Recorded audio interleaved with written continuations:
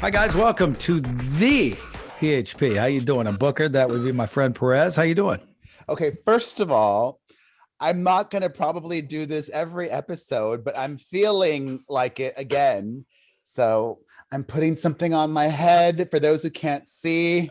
I've got little cat ears. I've got some sparkle on. It's a special show because we will be continuing with our Wednesday release schedule. I love that. That makes me so happy.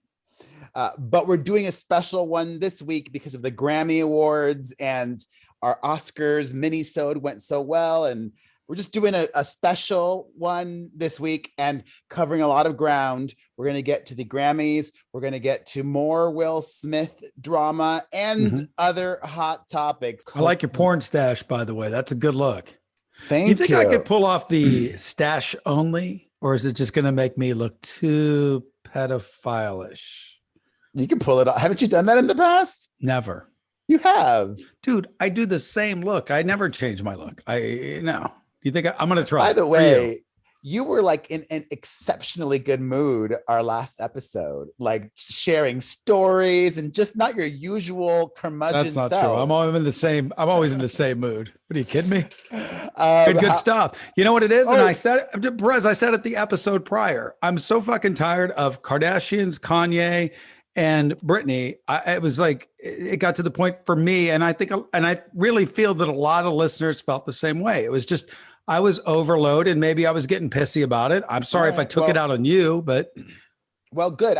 And to tease also, we're going to be talking Harry Styles, Julia Fox, and at the end of our show, after our normal episode, after the calls, I think our viewers and listeners are really going to enjoy this. I have an interview with Heather McDonald. She is a popular podcaster herself. Juicy Scoop is her show. And she's also a comedian and like an expert on Bravo celebrities. So stay tuned for that. How you been? What have you been up to? Good. Same old. Let's get to it, baby. All right. I went to the GLAAD Awards. That's the only thing I've really been up to since last we chatted. And it was nice to like just, I mean, I don't know. I've done things like go to concerts, but it's nice to like see a lot of people that I know, right? And have conversations. And I'm like, wow, this feels so normal. And it just felt so good. So I went to see the Red Hot Chili Peppers at the Fonda at a tiny little theater show. And it was same thing, like see my industry people and, you know, have dinner with people that I haven't seen out for a couple of years. It's fun. It's nice. So I've got this website, perezhilton.com. I've heard of it. But if I had a newspaper splashed. A newspaper? Just old school. By the way, I'm drinking wine during tonight's episode. I'm just saying. Here's why, actually, since you asked. Because my headlines are typically longer than what you would see on like the New York Post. The New York Post is like 3 words, 4 words for the entire front cover. So I would put on the front cover of tomorrow's New York Post, the Grammy Awards. The Grammys. That's good.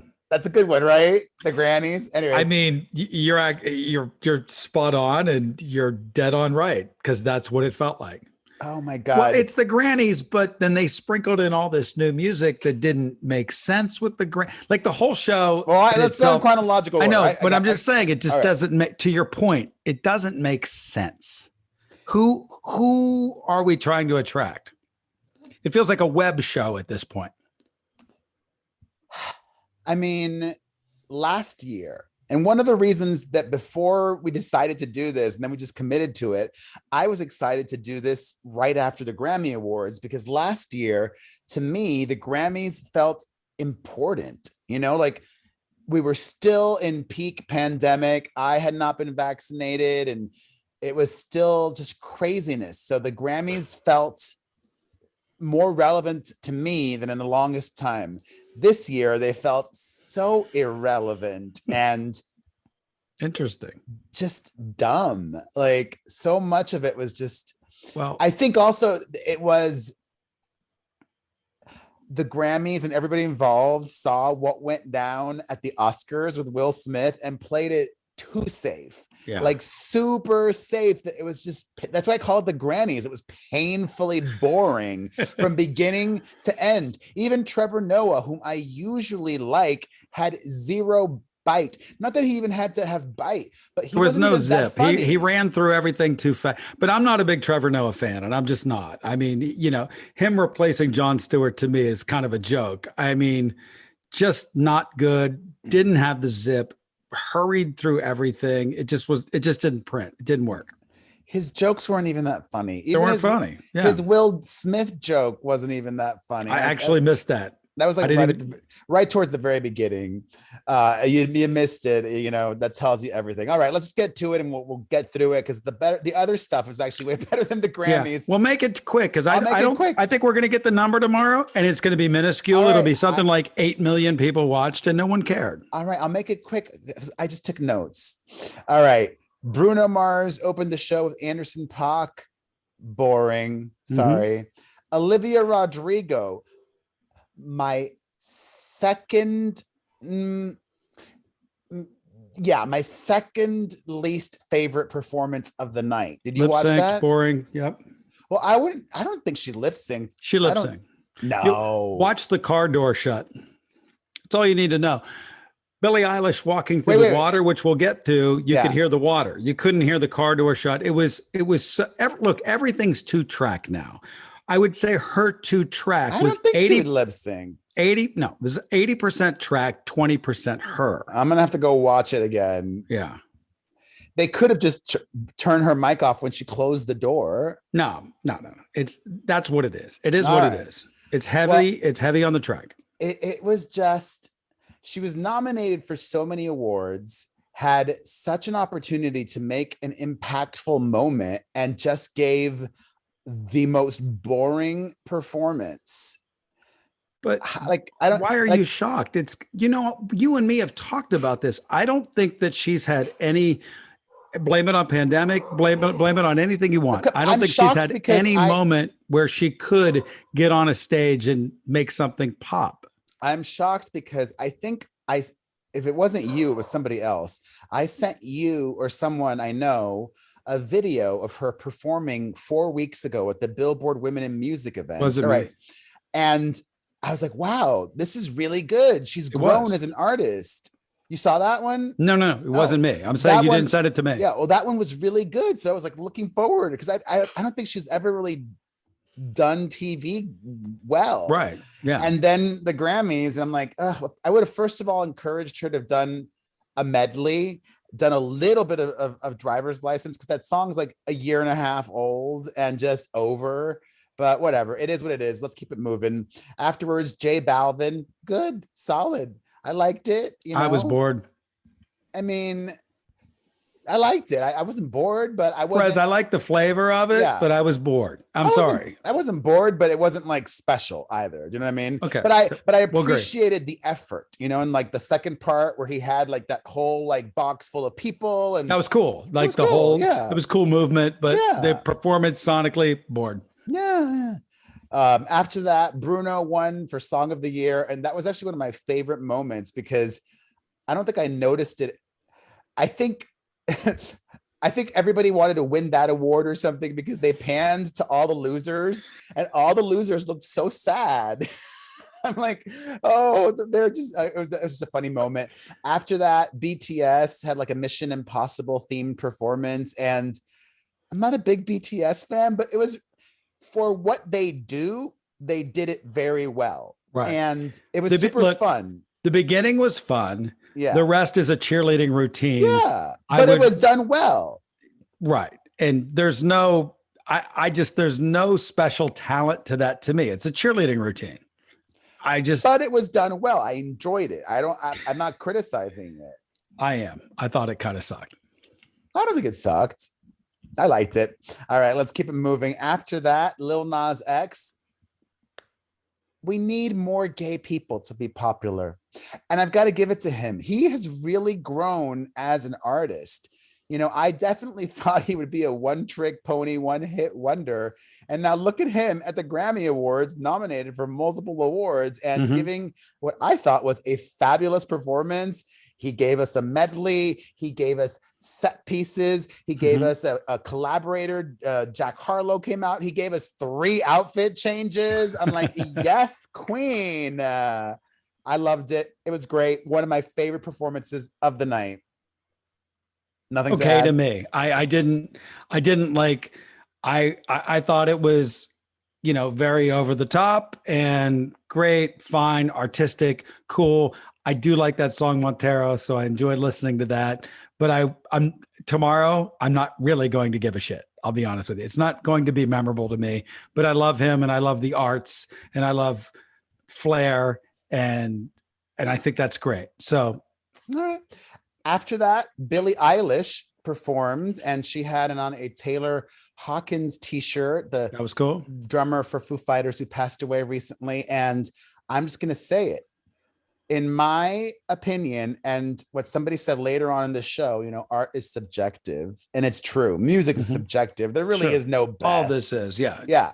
But in my opinion, Billie Eilish was the best performance of the night. I thought you were going to go a different direction. And I agree with you. I thought that it was artistic. The best. And I love that song, Happier Ever After, Happier Than Ever, whatever it is. It's such a good song. I like the changes in it. 2 songs. It was 2 songs. No, one song at the very beginning and then the second song, I think. Happier Than Ever. That was the second song. I think she did a different song at in the house at first, unless it's the same song. I think it's the same song. It starts off as almost a Hawaiian, like Don Ho sort of song and ends up like a 9 Inch Nails record. Wow. That's what I like about that song. Yeah, I love. Well, I guess I had never heard the song before, but that was freaking awesome. It was awesome. And see, I play it a lot, so the more the more you hear something, you're like, wow, this is really good. It's a really good record to me. I loved it. It was my favorite performance. It was like the beginning, even in the beginning when the song is intimate and quiet, it was still so much more captivating than Olivia Rodrigo sitting in that damn car giving me nothing.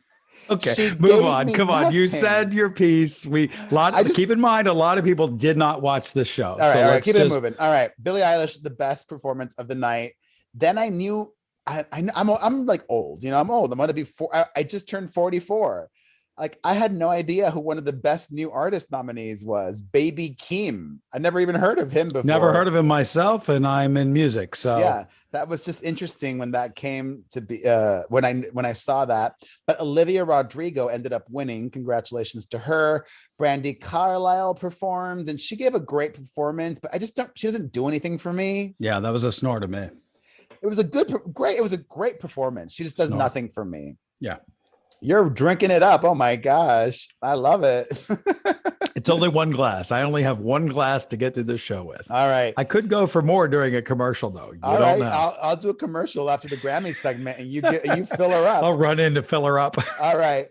Nas performed and I loved seeing somebody even, older than me and from your generation up there at the Grammys. And he was good. Fuck you. We're the same generation. No, you're an older generation. Doesn't matter. You're still X like me. Fuck you. He was good. I liked it. I liked that it was a musical performance, the live band. That Baby Keem ended up winning Best Rap. Congratulations to him. Chris Stapleton performed and I really liked it. I mean, once again, kind of like Brandy Carlisle, doesn't really do anything for me, but I respect the talent. I respect the performance. Yeah, he's good. Yeah, I liked it. Then the president of Ukraine showed up and gave a pre-taped speech, which was it was weird because everybody wanted that to happen at the Oscars and then it didn't. And now I watched it at the Grammys and I'm like, this doesn't really feel right. But whatevs. Then John Legend performed with some people from Ukraine. That was a snore. Yeah. Lady Gaga came out, did 2 songs. The first one, totally spastic, totally awful. The second song, reined it in and beautiful and wonderful. Like, I think her natural inclination is, crazy over the top. Like, I always really loved like when she would get behind the piano or when she did that second song and was just like honed it in and nailed it. I loved that second song. The first song, not Keep much. going. Gotcha. Okay, Olivia Rodrigo won Best Pop Album. The In Memoriam was actually one of my favorite parts of the show. I started crying, and it was a big Broadway moment. I just loved all those Broadway people. Some of my favorite Broadway performers were there, and they paid tribute to Stephen Sondheim, and it was gorgeous. John Baptiste, I had never heard of this guy before. I don't watch the Colbert Show. I was not familiar with the song, but this is like the opposite of, I don't know why, but it's like the opposite of the song that opened the show. The Bruno Mars and Silk Sonic song kind of did nothing for me. Yeah. And I didn't know the song. This John Baptiste guy, I didn't know the song, but holy shit, that was my second favorite performance of the night. Really? It was. I mean, I guess I see what you're saying, because it was such a colorful and fun, celebratory performance, uplifting, and I don't care. I still want to know the words, and I get it. It's fun. I didn't need to know the words. There's a lot of party bands that I go to see play, and they're fun too. I just, it is what it is. It's not. This is a seasoned musician that got props for being a seasoned musician, but he's never written a song that anyone in the world gives a shit about. Well, that's happened for a lot of the best album winners in the past. Yeah. No. Well, that's why the Grammys sucks. All right. After that was my least favorite performance of the night, Justin Bieber. Oh, I was embarrassed for him. He turned Peaches, a song about weed, into a piano ballad. Yeah. It was so cringe. But thank God that was only he's drank his own Kool-Aid, and this. And come on, remember the beginning of all of this, how he wanted to be the R&B. This is his R&B Not album. At this album. That was 2 albums ago. All of it. It's still, this is his thing. And it's like, it's not working. You're just a pop act. Just be what you are. And just give the song its due and play it the right way, starting it off like it's some soulful thing, like, oh my God, you're so full of yourself. And then to see the litany of 97 fucking people that wrote this song when they're announcing it, I mean, that was half of the fucking show. Like, are you kidding me? Come on, give me a fucking break. You're dead right. And dress up a little, the hat backwards. You want me to take you seriously? The guy comes in with a fucking, like he just came off of a, taking trash out or something. Like, come on. The whole thing was a wreck. Well, there was that. Then Doja Cat, who's retiring from music, won for Best Duo or Group with SZA, and was running to collect her award because she had gone to the bathroom, and it was weird. It was just weird. She's clearly going through something. But she seemed likable though. I liked her. It was weird. It was like Mariah Carey at TRL. You know what I'm talking about? No, I mean, she didn't seem unhinged. Mariah at TRL seems to be unhinged. Then she was she was just hyper emotional. She needs a break. I'll just go back to what I said last week. Yeah, it's fine. She needs a break. Well, okay. Then her performed her first song. I mean, she's so talented, but I'm sorry, that was a snooze fest. Mm-hmm. Then she performed with Travis Barker and Lenny Kravitz on one of Lenny's iconic songs, and that was fabulous. Yeah. Well, Lenny was fabulous. She wasn't actually that great. When it went to Lenny's part, you're like, yes, it was fucking awesome. But her part was sort of flat. Then I noticed it was like towards the end of the show, and I'm like, where the hell's Halsey? Because I saw Halsey on the red carpet, and like, she hasn't presented, she's not performed yet. Where's Halsey? So I saw on her Instagram that she left early because she had endometriosis surgery 3 days ago. Oh no! So there's that. Record of the year, that was given to Bruno Mars, so he had a really big night. Then Carrie Underwood performed, and she doesn't really get a lot of Grammy love, I don't think. I don't recall her. This might have possibly been her first Grammys performance, but I could be wrong on that. And it was pleasant. I looked at her legs the whole time. Yeah, I looked at her legs the whole time, right? too. You with me, so right? Funny. Good. Yes. I like to see the gay man looked at them too. Beautiful. Well, her legs look so. The stems are amazing. Yeah. The song is just so boring. It's so boring. Yeah. I mean, it's a pleasant song, and she can definitely sing, but it's like, whatever. album of the year, John Baptiste won. And it's well, I put a little, I give compassion and grace and some slack. His wife, he got married in February. I saw this randomly because a friend of mine shared the story on Facebook because she was so moved by it. His wife has an aggressive form of leukemia. Oh no. And they got married in February, and he didn't even mention his wife in his acceptance speech. But maybe that's because he didn't want to get too emotional. I don't know. But sending his wife positive vibes. And then the brothers Osborne rang in the show, and it was all collectively so lackluster. Yeah. I needed Adele. I needed Taylor Swift. I needed, where was Beyonce? I mean, we saw Beyonce at the Oscars, but like even Dua Lipa, she just presented, like, why not perform? Yeah. Like, I get it. Overall, enough. No one cares. Season. Let me ask Perez Hilton, your grade tonight of the Grammys is what? And feel free to use your minuses. I'll give you the minuses tonight. A solid D. D. You love a solid D usually. Tonight, you do not like this solid D. No. Oh, God. All right. Go get yourself another drink. I'm fine. I'm good. All right. On to Will Smith. And I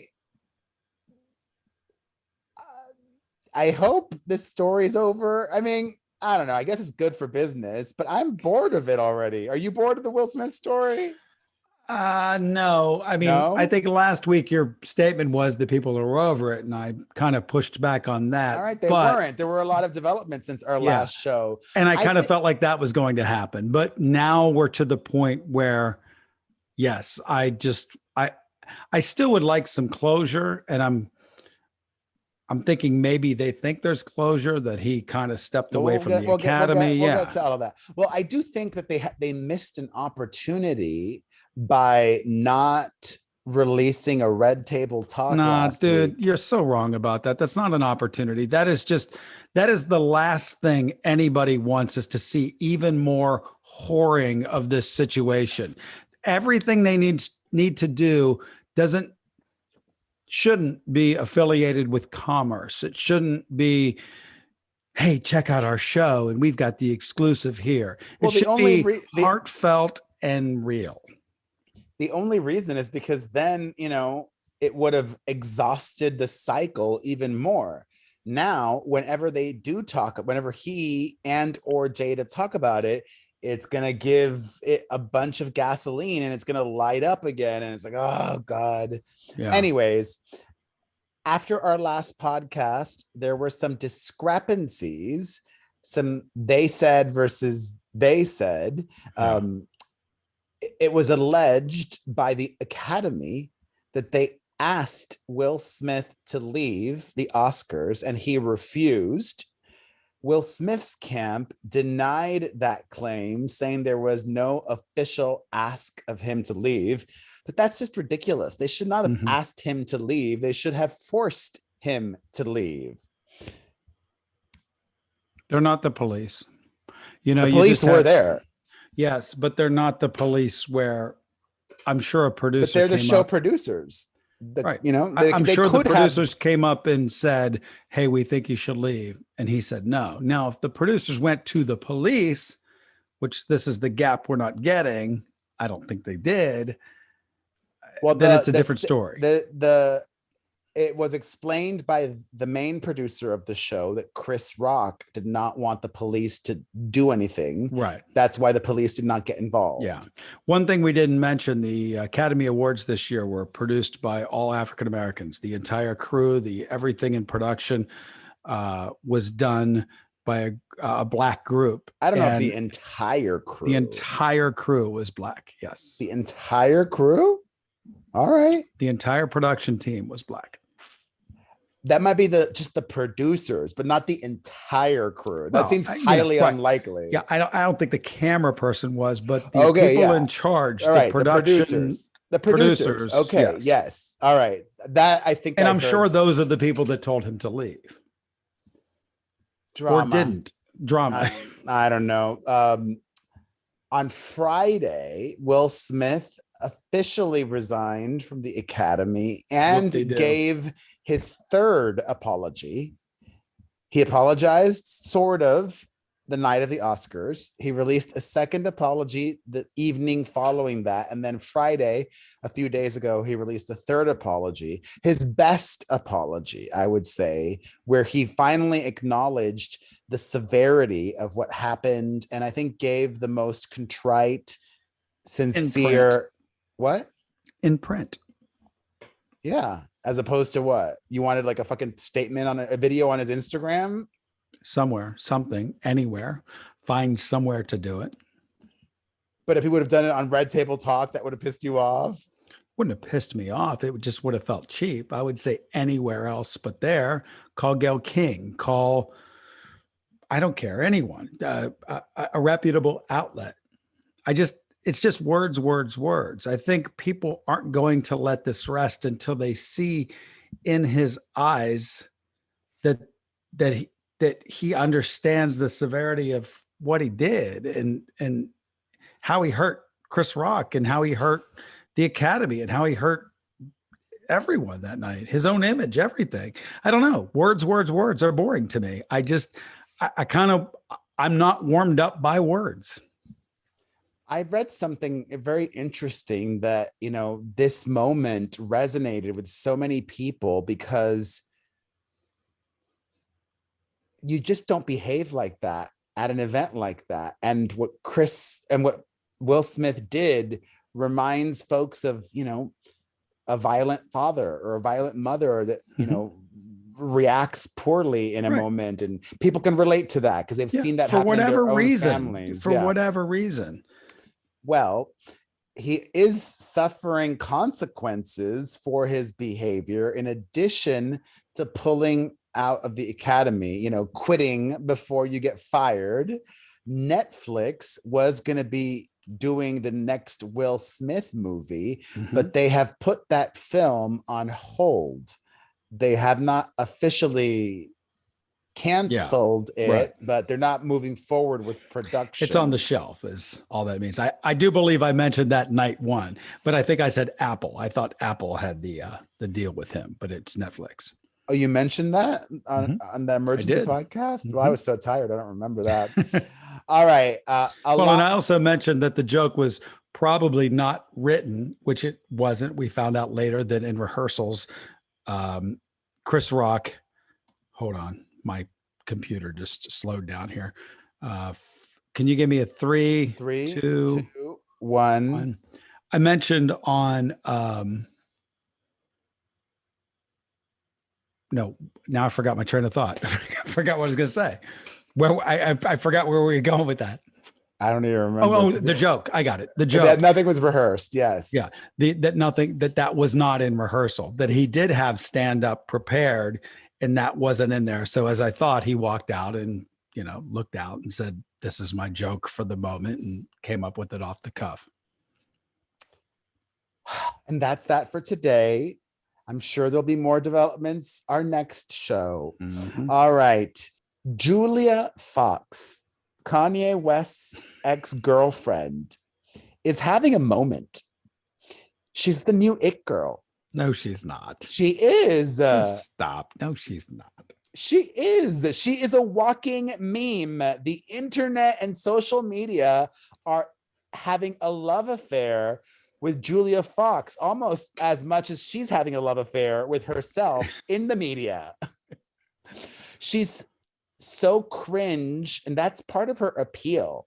She's fucking with people, and I love it. Like, she's having fun being famous, and I think we need that distraction. She's releasing a book. Gave Is it a pamphlet? I mean, come on, you're with Kanye for 15 minutes. Is it really that interesting being with Kanye for 15 minutes? Okay, this is where you're getting old. Ask your girl, ask her right now if she finds Julia Fox interesting. Go. She doesn't. I already know. I'm not going to bother. Go ask her. She doesn't find her interesting. Just Trust ask me. her. I know her. Trust me. She doesn't. Listen, this is when there's a slow news cycle and there's nothing else to report. And there's only so many willing participants in this garbage truck world of celebrity gossip gossip, and she is literally backing that truck up. That's what it is. Anyways, I genuinely am obsessed. You're too old. Did you ask your girlfriend if she finds her interesting? No, she doesn't. Do you really think my girlfriend People, would find? Yes, people are loving Julia Fox right now. I'll really ask her if you want me Ask to. her. Cal. Maybe her sister's here, who's even younger. Come here. Quickly.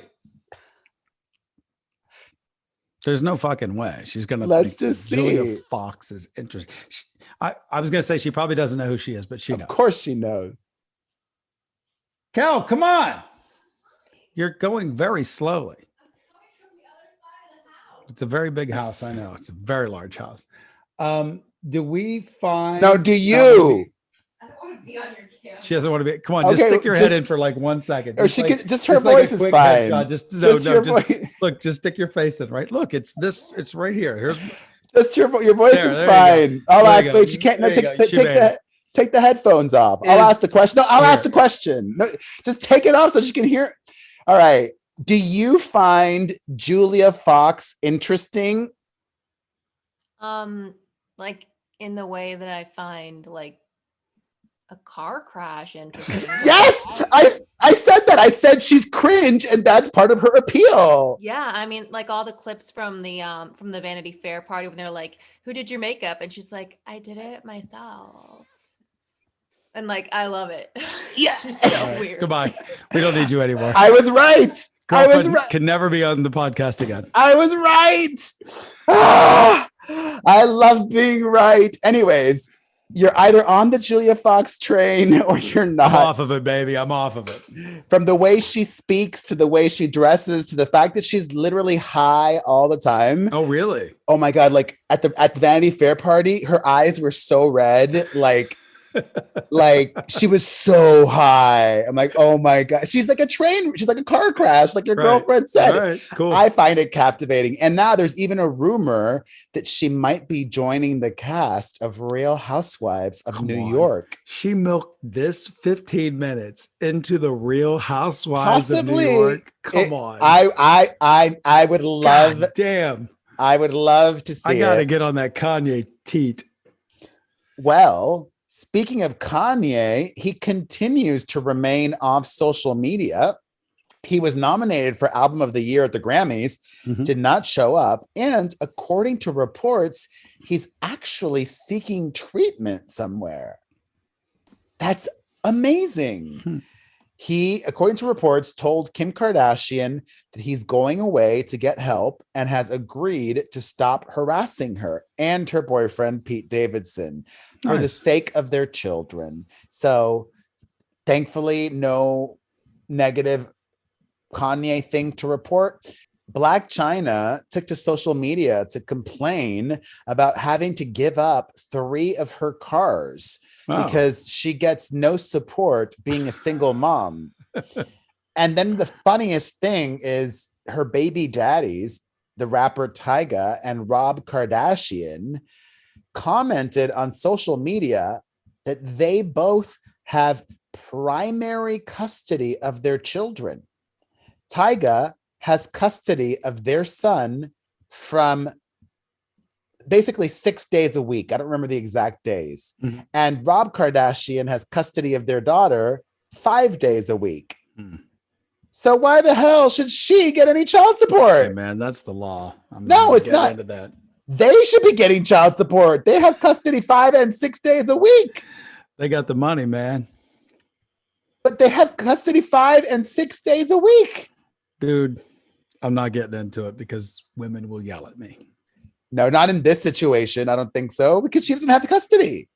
Anyways, that was funny. They put her on blast. They put her on blast like that. Not funny. Very sad. Unfortunate. Bruce Willis's family released a statement that he is stepping away from acting because of a diagnosis for, I don't know if I don't think it's a disease, but it's a condition. There we go. It's like a symptom of something bigger that usually happens, like brain trauma. The condition is called aphasia. I believe, and it's a degenerative brain condition, and it has severely affected his cognitive abilities and his ability to act. And he's retiring, and he's only, I think, 67 years old. So that's still really young. Mm-hmm.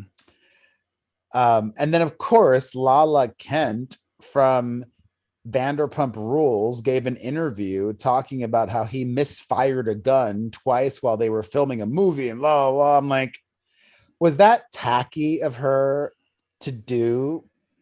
Or was it okay to speak out? Well, like I think that? her timing is a little off. Like, did Yeah. she need to pipe in at this exact moment? Yeah, I would say it was tacky. I'm gonna talk about something that I'm very excited about. Harry Styles. Mhm. I love talking Harry Styles. Harry Styles. Well, the good news, Harry Styles is going to be headlining Coachella in what is it, a week? 2 weeks? Yeah, 2 weeks. Very soon. He's in Los Angeles rehearsing for that. However, I think the Grammy Awards needed him.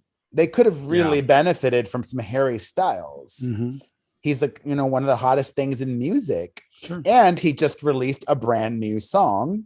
The song is called As It Was. And I sent it to Booker. Have you listened to it yet? Mm-hmm. So I sent it to him and I said, I don't know what I think of it yet. And I said, I like it. Mm-hmm. I think I like it. Well, I've listened to it a few times more and I love it now. I'm obsessed with it. Yeah. It just took Perez, me. I always think that's a good sign, by the way, when you listen to something and you're like not really sure. Yeah, I wasn't sure. That means that it's different. Yes. And I said that right good. away. Yeah. I right away, I respected I think that it it's was fantastic. different. I think it's fantastic. I love it. Love it. I was like, this is the opposite of the new Shawn Mendes song. Shawn Mendes. And by the way, I've so warmed up to that too. And Kellen likes that song. She loves that song. Yeah. Shawn Mendes then again, also released. You asked me the question, is she like working it? Yeah, she's been working interviews with him and even Camila. So I don't know. I don't think it's as bad as you think it is. It's okay. No, I never said it's bad. It's just mediocre and boring. The Harry song is not boring or mediocre. No, it's so much better. Yeah, if we're comparing the two, yes, they're miles apart. All right, so we did that. Did this. All right, let's take some calls. Really? And then after our calls, we've got Heather McDonald. All right, that's cool. I wasn't ready for that, so I'm sorry. All right, I thought there was like so much more coming. All right, here we go. Well, we did our last show Wednesday, and it's only Sunday night. Hi, my name is Jessica. I'm calling from Quebec, Canada. I'm just calling about the Kim Kardashian so-called apology that she issued about her statement about just get up and work. Actually, there was a statement by the editors at the Variety who published the interview, and they said that it's not what Kim Kardashian claims, that she reviewed the raw footage and the question was very direct, and that the question about being famous for being famous came actually after she asked the question about advice for women in business. So Kim Kardashian apology is basically just trying to put the blame on someone else. And yeah, just thought I would mention. Thanks. Love you guys. Yeah. Bye. Kim Kardashian's out of touch. This just in. I think I said that though, that it wasn't taken out of context. But yeah, the editors verified that. Hi, this is Vanessa. You said we have a lot of calls this week, so we'll get to them. We have a ton of calls. Let's do it. All right. Colorado. I just have a few points to make. I don't want to hear about the Kardashians anymore unless it's about Kendall, because we don't know anything about her, or Travis Scott's lawsuit, because yeah. I love the interviews at the end of the podcast, but next time, can we get some housewives people actually like?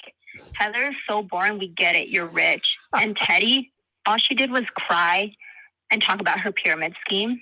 And lastly, I just wanted to say, when Booker was describing his fight, that was kind of hot. That's all I got. Bye. That's a good listener right there. I like her opinions on everything. I like all of that. I don't know what she meant by any of the housewives stuff, but it's catty and bitchy, and you know I love that kind of shit. Here we go. Too. Hey, good morning, guys. Love the show. I actually paused the show because I wanted to call and talk about this whole Will Smith thing. I actually agree 100% with you, Booker. I am a huge, huge Oscars fan. It's my favorite time of year, and it bothered me so much, and it ruined everything for me. I won't watch another Will Smith movie. I think it was ridiculous. He could have really hurt Chris Rock. He's a big guy. But I understand, like, if you go out to a bar and some guy's groping on your girlfriend, yeah, that's when you might want to smack him. But you don't do that in front of everybody like that. And embarrass the Williams family. I mean, it was their moment, and it was just embarrassing. So I just don't think his apology was enough. I agree with that. I think he should be having a sit down with Chris Rock, and they need to work it out, and he needs to go away for a little bit. All right, that's my opinion. Thanks. Bye. And to that, I mean, Chris Rock has really taken the high road. He just hasn't said anything. I'm just wondering. He acknowledged it a little bit. We recorded our last show Wednesday night. Mm-hmm. He had a stand-up gig in Boston, and his first one. Yeah, and he was like, "Well, I wrote a whole show before the Oscars, and I'm sure I'll talk about it at some point, but not now." Yeah, and he's like, "I haven't processed it," and you know, the guy's got a big tour. I mean, that Oscar thing was probably just a little, you know, pop in. It's like, you know, the first night going on tour with new material, his head is probably jam-packed with thoughts, and you know, he's probably crazed. Then you add this on top of it. I mean, this, I guess, is probably a lot for him, and I just think he's played it cool. Amy Schumer, on the other hand, had a stand-up gig this weekend in Las Vegas, and she brought it up a lot. So I don't know. Yeah. I think that was a missed opportunity from Chris Rock. You know, like, I think a good comic should be able to riff and be spontaneous. No, he's a victim of an assault and a crime, and I think it's kind of cool he's taken the high road. I think that there's a lot of underlying things going on here. So you think his silence was more just to like rise above and not just to rise above the situation? Yeah, and that's what I think. And all right, yeah, and I appreciate it. And it, you know, I don't think making jokes about it. I think it's very serious to him, and I think he's probably like a wounded bird at this point, and he hasn't processed it. I kind of like that honesty. He's so quick. But with his thoughts, if you listen to the video of him talking about it, even his thoughts talking about it, he was unsure of what he was going to say. And eventually, look, after some time, he'll find some funny in it, I'm sure, but it's too fresh. That's an open wound. Another call. Hey, Perez. Hey, Booker. This is Tanya from Los Angeles. Okay, so first of all, Mariana from Oakland, you're fucking stupid. You're a fucking idiot. Oh my goodness. Chris Rock was not out of line in any way, shape, or form during the Oscars. Will Smith made himself look like a clown, a fucking clown. I could not agree with Booker and Perez anymore. What level of narcissist do you have to be to believe that everybody on the fucking planet knows that Jada Pinkett Smith has alopecia? Are you kidding? Chris Rock did not know she has that condition. I didn't know she had that condition. And frankly, she's been wearing her hair so short for years, like decades. She has been wearing her hair like close to the scalp. So, and even if he did know, I'll take it a step further. Even if he did know she has alopecia, it was a tongue-in-cheek comment, not validating a slap. Like, that was ridiculous and out of control. Will? All right, we got it. Yeah, there's a lot. I saw of a movie, by the way, today. My son and I watched West Side Story, the new one. It was fine. It was good. I mean, the original's still better, but I was gonna say, it sounds like it sucks if you're saying West Side Story was just fine. It's such a great story. The music is phenomenal. I mean, it was good. I can't compare It to sucked. the original. I can hear you. All right, I finished Euphoria. Fine, thank you. I finished Euphoria season 2. If I had to put together a list of the shows I'm begging you to watch, I might have to put Euphoria at the top, because we talk about being young all of the time and you call me old and all this shit. I could just come right back at you and say, this is the epitome of a young person show. It's just so fucking good. It's so artistic. It's beautiful. And the season 2, I didn't know how they're going to top season 1. Season 2 is better than season 1. Beautiful show. Well fucking done. Zendaya, all of the Dominic Fike, like that fucking kid. I'm basically a groupie for this kid now. Like I fucking love this kid. I love him. All of the actors, just an insanely great show. Cool. Hi, this is Haley from Tampa, and I just want to say I'm so glad that Booker brought up the narcissism of Will Smith and Jada Pinkett Smith, and like just assuming that everybody is supposed to know that she has alopecia. That was the most frustrating part to me. It's like it's crazy. You know, like I have an eating disorder, right? I'm in recovery for an eating disorder. I don't walk around expecting everyone else to know and to like walk on eggshells and not make comments to me. Like I don't live in a bubble. That's so unrealistic. And honestly, that moment was like the most sociopath shit I've seen in a minute. Like Will Smith, like everyone thinks that if you're a sociopath, it just means you want to, like you're a killer, you're like a serial killer. No, there are like high functioning sociopaths all over this world hiding in plain sight. And Will Smith is the most calculated, like knows what to do to seem like he's socially within the lines. But he has always. I'll stop her there. I just think that's a product of celebrity. And I think it's a product of being famous for so long. And I could see how any normal person would equate that to being a sociopath. Being a celebrity is somewhat like being a sociopath at some levels. And I think Perez could even attest to that. The things that you thought, no, don't shake me. Are you calling me a sociopath? No. The things that you believe when you're famous that you should be able to get away with. And the things that like you used to say about people, you just thought, oh, no big deal. When you step back years later and you put a telescope under it, you're thinking, it is a big deal. You had a much bigger platform. You knew how big your platform was. I just think it has something to do with fame, narcissism. Next step is being a sociopath. It all kind of plays in. I don't know if he has any of that. I'm not a fucking doctor. You'd have to ask a doctor, but celebrity is a weird drug, man. It's weird. It's very weird. Fox. Yeah. Stop calling her a celebrity. She is not a fucking celebrity. She's a celebrity for she is on the C+ list right now. One more call. Here we go. Hi, Stephanie from Canada. Oh, I just agree with you guys so much, especially you, Booker, about the whole Will and Chris debacle. Will just had no right to do that. And that caller you had last week saying that Will should have, kicked his ass even more. What is wrong with people? I mean, and that because Chris made fun of her, like comparing her to a beautiful Demi Moore in a character movie, is it that bad?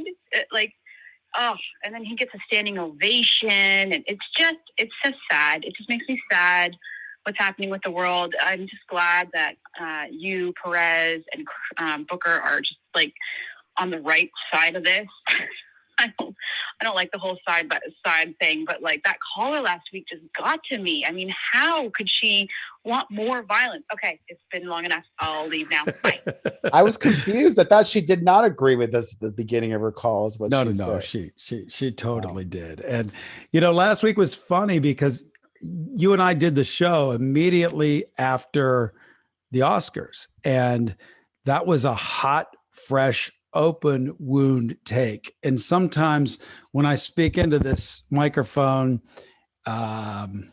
without, having some time in between my thoughts, I often say, did I go too far?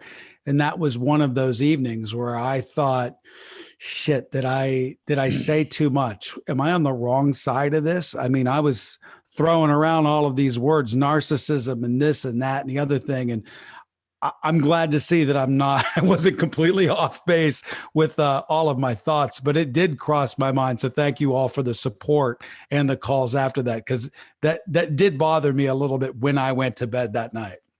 All right. Now, a wonderful way to end our show, a lovely chat with Heather McDonald.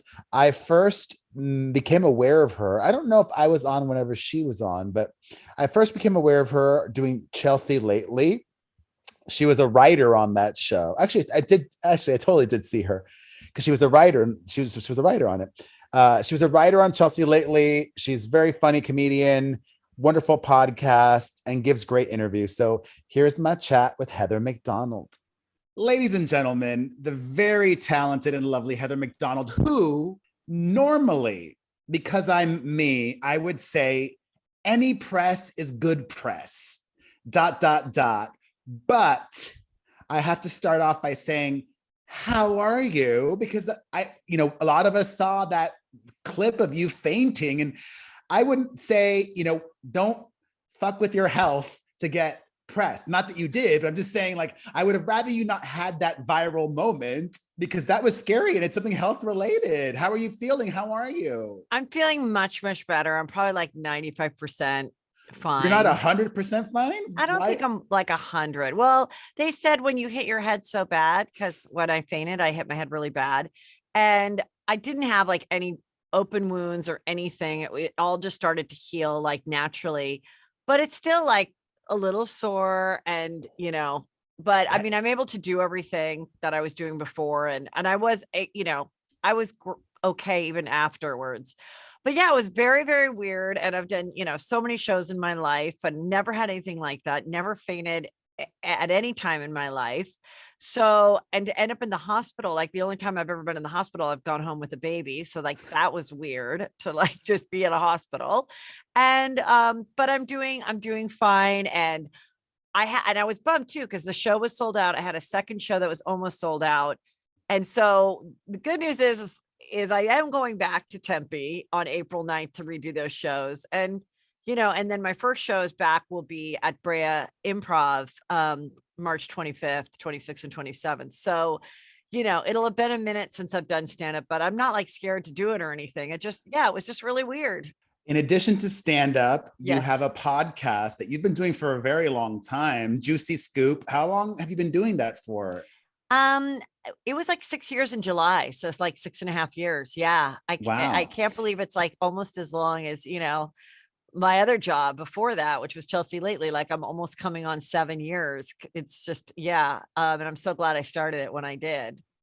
And I got to say, in 2020, I released a memoir and I was a guest on your podcast. And I think we might have a lot of crossover audience. Because definitely. Yeah. I had such probably a bigger reaction to my appearance on your podcast than anything else I did to promote that book. So thank you for that.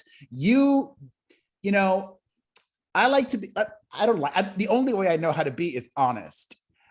You dive into the minutia of some things that I don't talk about that often because I don't consume that media, meaning you're kind of like a hardcore Bravo-holic and an expert on all the housewives and all of that. So you cover them with a fine-tooth comb. I'm aware of like the popular housewives and I see the clips and I know what's going on, but I'm not sitting there watching the episodes. How do you watch every single Real Housewives franchise and every single episode? And how do you have time for that, doing stand-up and being a mom and everything else? It's just like comforting to me. And I still watch it even when they have boringer seasons. And let me tell you, there's times where I never would fall asleep. And I'm like, I find myself falling asleep, but then I'll like watch it in the morning. I like it because I like analyze it like you would any social experiment. I almost treat it like I'm a professor of it or whatever. And the way I describe it on Juicy Scoop, I do it keeping in mind that a lot of my Juicy Scoopers, are not watching Housewives. And I'll hear oftentimes, I don't even watch the Housewives, but the way you describe it and talk about it, I don't need to see it because I just pick out something. Like I don't do full blown recaps of the whole thing. I just kind of go, okay, this was the juicy thing in that's happening. And why I find this interesting is because with my other friends in real life who went through this in their marriage, you know, and then I kind of compare like the part of it that makes it where you actually can discuss it more than just like, she's a bitch, you know? So well, that's what I like about it. And you're friends with a lot of the housewives. Does that make it difficult though? Because, you know, I used to be friends with like some big celebs and then it became difficult to do my job. Is it complicated to like, do you have to bite your tongue sometimes or do you just let it all out there? I honestly just let it all out. You know, I mean, there's a handful of them that I'm actually really good friends with, like Jill Zarin, that I've like stay at her house. And, you know, she is a juicy scooper and she joined Patreon, which I was a little bit like, wow, I know. But then and she goes, I did that so you couldn't say anything bad about me. Like she's so smart. Right.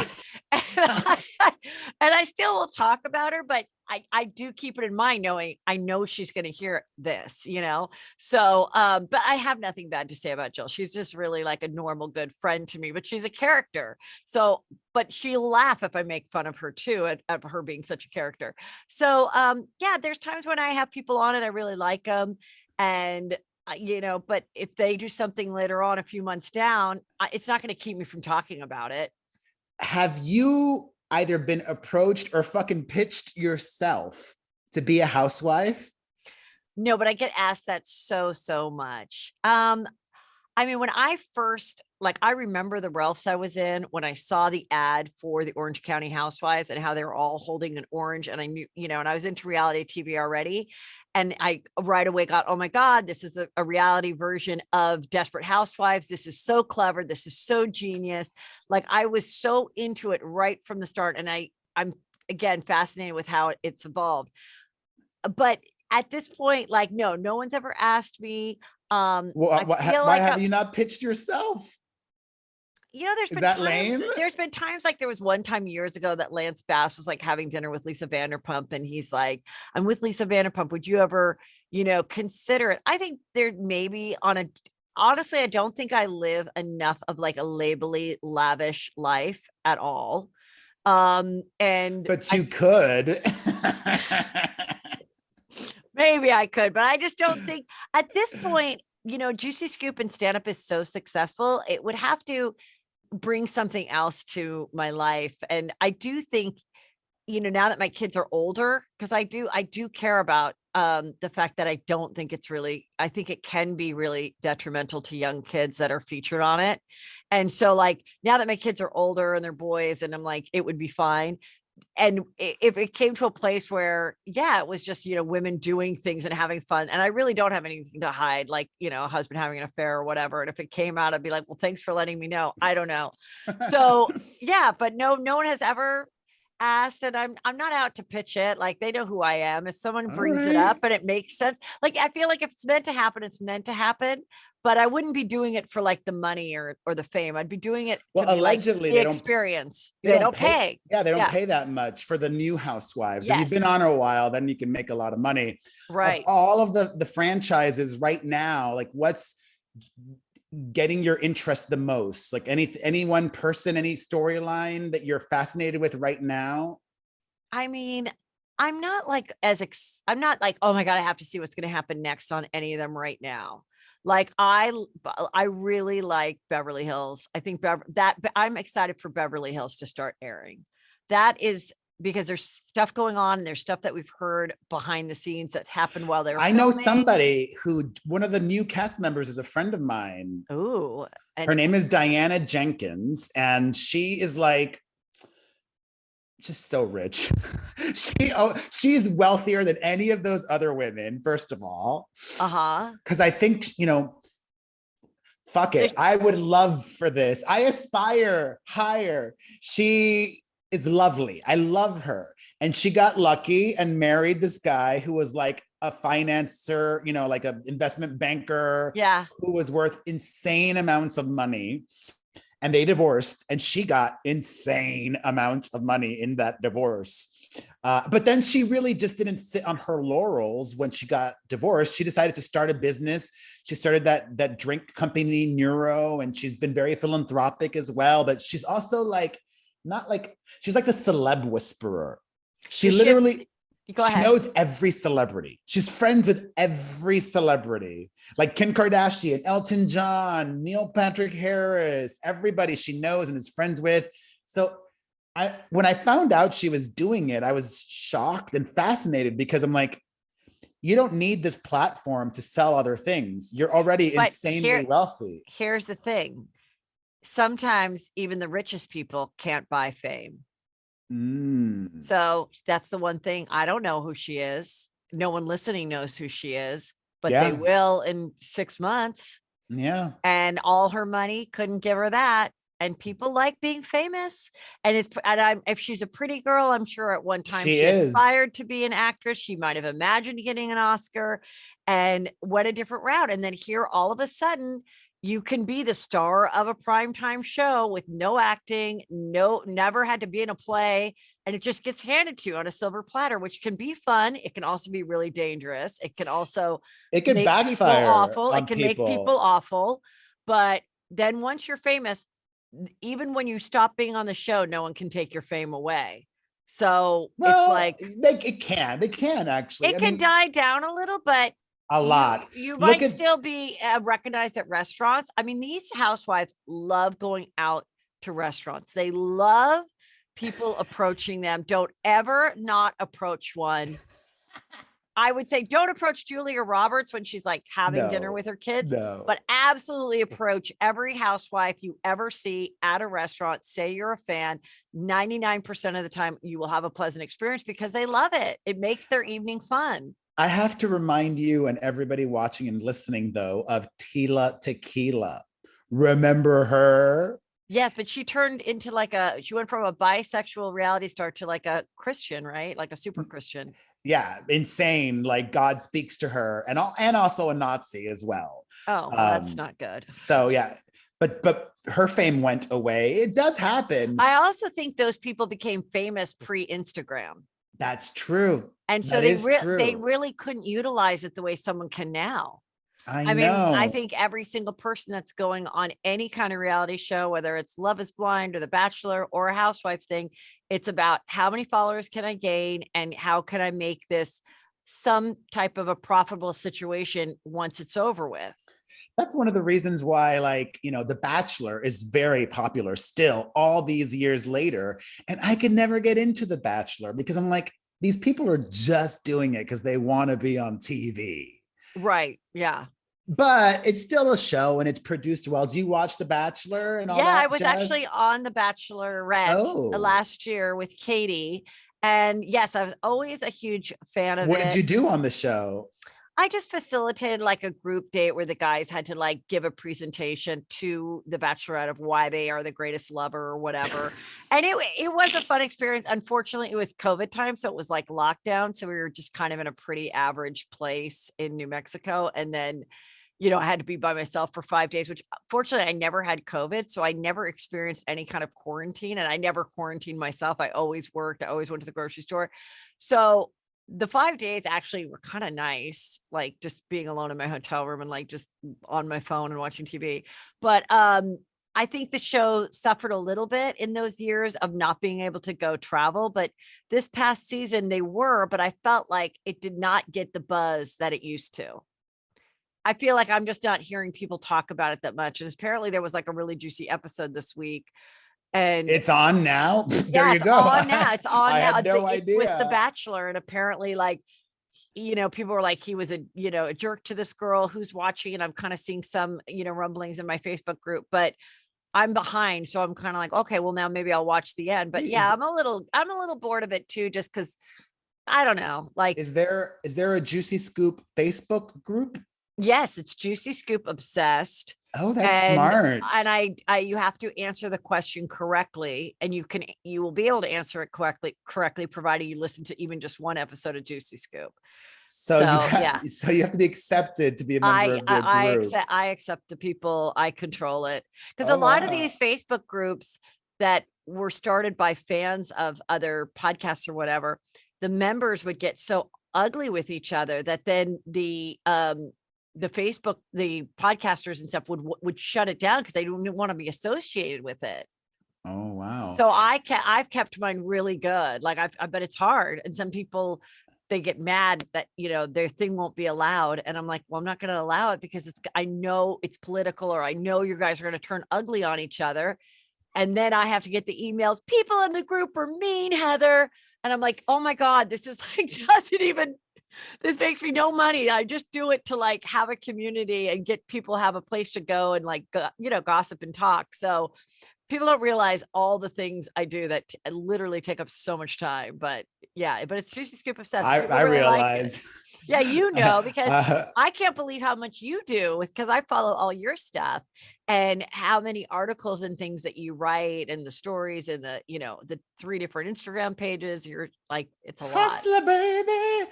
When people go see you do stand-up, for those that have not seen you in person, is it like your podcast? Are you doing comedy about the similar topics, or do you talk about like your husband as well in real life? Like what can we expect if we go see you live? For my stand-up, I always say you can bring the husband. It's straight man friendly. It is not all gossipy or anything. I do some like, housewife stuff, but the majority of it, like everyone will get. And it's just relatable and funny, and just, it's similar to, if you like my podcast, you will like my stand-up, because my stand-up is storytelling and stuff, but stand-up is still a different art. So it's laughing the entire hour and, 10 minutes. Like, it's beats, it's jokes, it's one-liners. It's a faster paced thing. So, because you're an OG in the podcasting space and one of the most popular podcasters, do you think podcasters have a social responsibility with what they do? Basically talking about like Joe Rogan, like, do you have a responsibility to be accurate with your information? No, I absolutely do not. No, I think that's for journalists. And I don't think you should be listening to podcasts for accurate news unless it's like the CNN podcast. All right. I really don't. Because I mess up names and I'll be telling stories and I'll be like, wait a minute. Oh my God. I remember in the early 2000s, so-and-so, and I try to remember the story, and I'm usually very accurate, like on a pop culture story, but oftentimes someone will be like, it wasn't Lindsay Lohan, it was Britney Spears who drove up the wrong side of the freeway or whatever. That was actually Nicole Richie, but like, as an example, and I'll be like, all right, I fucked up. Like what, like, I don't think people should be, I think it's a different medium. And I think journalists should be held to a certain standard, just like a doctor should be. And I think, and I don't think, and I also just think if you don't like it, I also think podcasts are popular because people like to listen to similar people. For so long, there were all the talk shows of, we're going to get 4 different people with 4 different opinions from 4 different walks of life, so the people at home can hear 4 different points of view. I don't think people want to hear 4 different points of view. They want to hear their point of view. They really do. That's interesting. I don't think super conservative people are listening to a liberal podcast 1 hour a day so they could be like, I'd like to see the other side, and vice versa. I just don't. So like, if you don't like it, well, I would think you get conservative listeners. I do. I get everybody. I get a huge variety, which is one of the reasons that I don't get political. And even sometimes I'll say something that I think is so not political, but people like, you talked about Joe Biden's son, I'm like, well, that was a juicy story. But like, even that, I'm like, let's skip that topic, because I know it's going to start a thing. And then, someone is going to say this. And so, well, what about, Trump? And then what about, and it's just like, that's not what the show is about. Like, go somewhere else and fight that battle, and sometimes I'm mad because sometimes I'm like, oh, I really am passionate about this thing that's happening, but I kind of am like, you know what? I'm going to stay, I'm going to stay with what people want. They want an escape when they go to Juicy Scoop. They want an escape. And I sometimes would get shit from listeners, like, why are you not addressing, the tragedy of George Floyd or whatever was horribleness that was happening in the last 3 years. And I'm like, that's just not my show. And I'm not an expert on it. And there's a lot of other podcasts that are doing a really, really good job that you should listen to if you want to listen to that. It doesn't mean that I don't care. It doesn't mean that, my opinion isn't yours or different than yours. I'm just not sharing that as a news item on my show. Yeah. That's, you said it, it's your show. Yeah. Yeah. In the 6.5 years. Yeah. Name one. Mm-hmm. May not be like your worst guess, but a guess that you just, it was difficult. I always say it was but this turned out to be like one that it's Corey Feldman. Oh. And I had Corey Feldman come on. Why was it? Because he just he wasn't opening up, or? Yeah, he was like difficult. It was like one of those things where it was like someone just wrote to me and was like, you should have Corey Feldman. Like this is before before he came out really recently. Like this is like 4 years ago. Okay. So it was kind of random that I'd had him on. He'd like really gone dark, like since the Corey Haim died and stuff. Like nobody had. Yeah. Pause. Oh my God. When we finish this is a great thing because I love that your show is multimedia too. You're way more high tech than I am. You need to say Perez told me to cover this because I didn't cover this on my show, but Corey Feldman released a new music video. Have you seen it? I'm proud to say I've seen it. And it's so bizarre because we're watching it and I'm like, why is this guy being bullied, but he looks like he's 30? The actor is being like bullied by like high school kids, but he looks really old. Did you notice that? And not only that, but like at first I'm like, is he trying to be Michael Jackson? Is he dressed as Michael? Like what's going on here? It was okay. So bizarre. He comes to my show when he's with his now. I don't know if this girl is still his wife because since then they've done like a marriage boot camp or so. I don't know, but they've done. I don't even know if she's still together. But he was doing that, and then he brought some of the angels from his band. Okay, yes. And this is before I ever taped it. So they come. And he has makeup on. So it's not visual. It's just straight up audio, right? He has some makeup on. The girls have to go to the bathroom to do the makeup. I'm like, you guys look fine for audio. Okay. So then but it was like, I'm being all nice, asking about stuff. And I right away, I was like, so when you adopted this, like Mike, what made you, because I always remember when he started to act like Michael Jackson, he's been doing it for a really long time. Right when he started to dance like Michael Jackson, had the greasy trundle hair, the hat. Michael's totally alive. He's been doing this for like 25 years, acting like Michael Jackson. And I remember when he was doing it, I was like, it's already out of style. Like it was already out of style and he was doing it. So I kind of was like, what? And he's like, what do you mean? That was the style. That is the style. That's my style. Like he tried to act like it wasn't Michael Jackson related. He wouldn't talk about Michael Jackson. And then every time I would like ask anything, he'd be like, Heather. And then like, it was very condescending. And then he said that he created Corey's Angels as a safe haven for attractive women to come. I'm not kidding. Come and what? Come and feel safe. And I get to. Wait, but did it? Some of the angels then made accusations against him or something like that. Yes, they did. And then some of the angels reached out to me and they were like, we want to tell you, how awful it was on tour and this and that. And I was like, all right, well, come on Juicy Scoop. They're like, okay, well, you'll have to fly us out. And how much are we getting paid for the interview? I'm like, I don't know. I don't pay for interviews. Has people asked you, like when you've asked people, have they been like, what does it pay? No. I think there's an understanding. No one has ever asked. I don't get asked that much, but I have been asked a handful of times. The only person that has, Angeline. Oh, You know what? LA icon. How much does she want? Because I might pay for that. I'm not saying I'm opposed to it. I There's don't enough think- people that I I'm don't like, think she would charge that much. You could probably get her for a bargain. yeah. All right, let's end things on the Kardashians because I teased it earlier. Yes. Are they your neighbors? Do you live right near them or close by? I wish I lived right near them. They have been in Hidden Hills when I first met them, they were in Calabasas. Then they've been in Hidden Hills for many years. Hidden Hills is very close to Woodland Hills, but it's still like 10, 15 minutes away. So, but I met them many years ago, and actually just ran into Chris at this very exclusive community out in La Quinta that they own a home at, and my friend lived at. And yeah, so are you excited for the Hulu show? No, are you? Well, I do have Hulu. So I mean, I do cover them a lot just because they're always in the news. I mean, do you think that the Kim and Pete Davidson is a real love affair? No. Do you?